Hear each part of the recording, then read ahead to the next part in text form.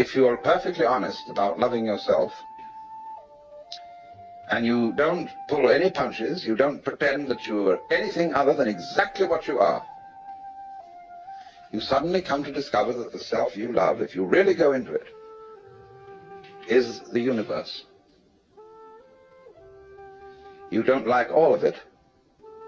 You're selective about it. Perception is selection. But on the whole, you love yourself in terms of what is other.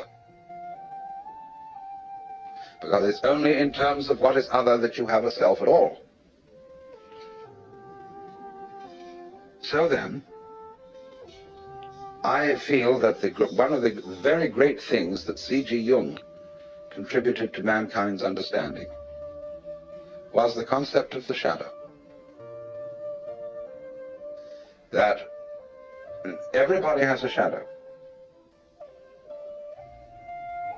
And that the main task of the psychotherapist is to do what he called to integrate the evil. To, as it were, put the devil in us in its proper function. Because you see, it's always the devil, the unacknowledged one, the outcast, the scapegoat, the bastard, the bad guy, you see, the black sheep of the family. It's always from that point, which we could call the fly in the ointment, you see, that generation comes. In other words, in the same way as in the drama, to have the play, it's necessary to introduce a villain. It's necessary to introduce a certain element of trouble. So, in the whole scheme of life, there has to be the shadow. Because without the shadow, there can't be the substance. So this is why there is a very strange association between crime and all naughty things. But you see, holiness is way beyond being good. Good people aren't necessarily holy people.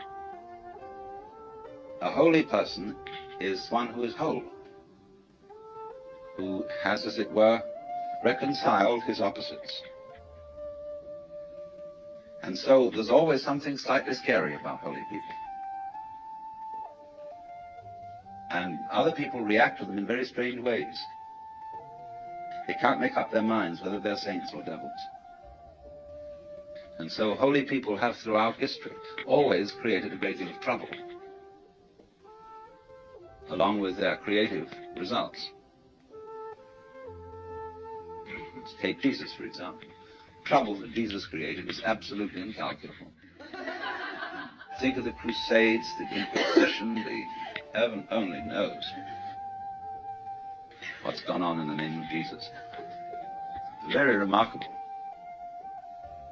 Freud's a big troublemaker, as well as a great healer, you see. It all goes together. So the holy person is scary, because he is like the earthquakes, or better still, he's like the ocean. See the ocean on a lovely sunny day, you can say, oh, isn't that gorgeous? And you can go into it and relax and float around. But boy, when the storm comes, does that thing get mad and terrifying. So there is in us the ocean, you see. And Jung felt that the whole point was to bring the two together, and by a kind of fantastic honesty, to penetrate one's own motivations to the depths. Jung had a tremendous humor,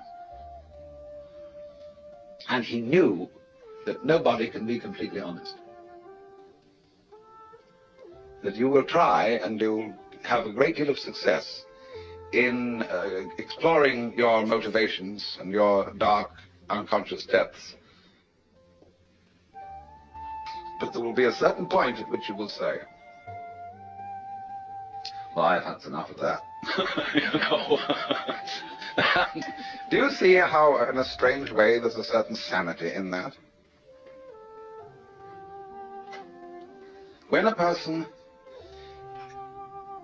indulges in a certain kind of duplicity, of deception, there is something, you all laughed when I said that, there was something humorous about it. And this humor is a very funny thing. Basically, humor is an attitude of laughter about oneself. There is malicious humor, which is laughing at other people. But real deep humor is laughter at oneself. Now, why fundamentally do you laugh about yourself? What makes you laugh about yourself? Isn't it because you know that there is a big difference between what goes on the outside and what goes on the inside? That if I hint, you see, that your inside is the opposite of your outside, it makes people laugh. If I don't do it unkindly.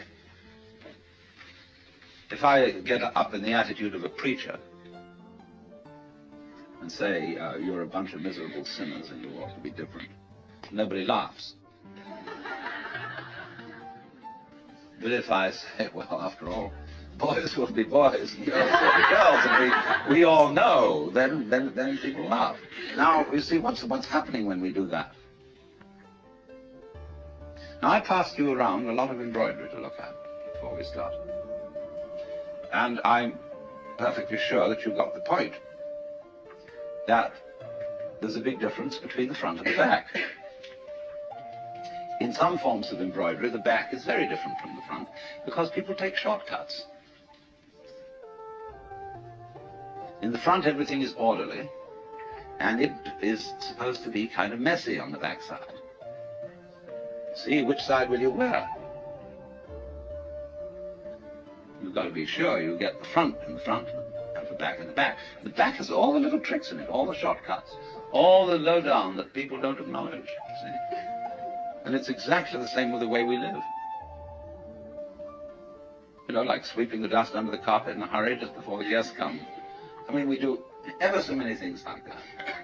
And if you don't do it, if you don't think you do it, and you think, well, really, my embroidery is the same on both sides, see?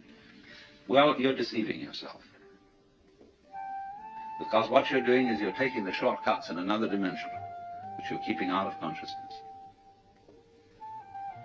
Everybody takes the shortcuts. Everybody plays tricks. Everybody has in himself an element of duplicity, of deception. Because you see, from this point of view that I'm discussing, where the web is the trap, to be